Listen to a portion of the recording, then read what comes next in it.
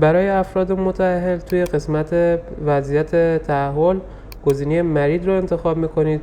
بعد توی قسمت شماره 14 نامبر آف چیلدرن تعداد فرزندانتون رو وارد میکنید. بعد از اینکه تعداد فرزندان رو زدین گزینه کانتینیو رو کلیک میکنید. هدایت میشید به صفحه بعدی.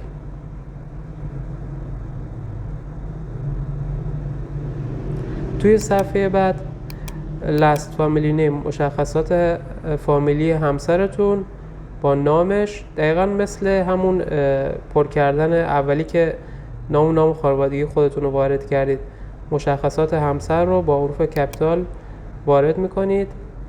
دیگه نو میدل نیم رو میزنید. تاریخ تولد میلادی، ماه، روز، سال. جنسیت رو انتخاب میکنید.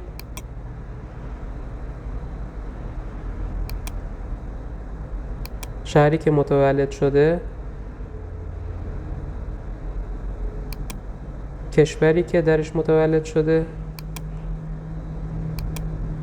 عکس مناسب رو بارگذاری میکنید. مشخصات عکس هم که میدونید حتما مربعی باید باشه و پشت زمینه سفید.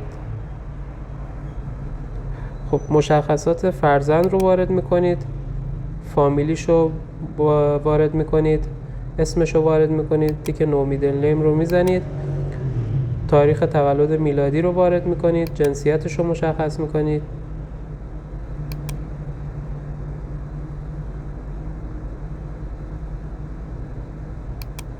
شهری که درش متولد شده مشخص میکنید. کشوری که درش متولد شده مشخص میکنید و نهایتاً یه عکس مناسب رو بارگذاری میکنید.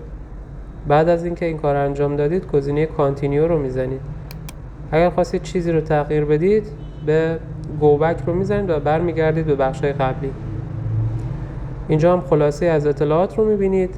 همه اطلاعات رو به دقت چک بکنید. اگر که همه چی رو درست وارد کردید گزینه سابمیت رو بزنید. اگر که اطلاعات اشتباه است برگردید و اطلاعات رو تصحیح کنید.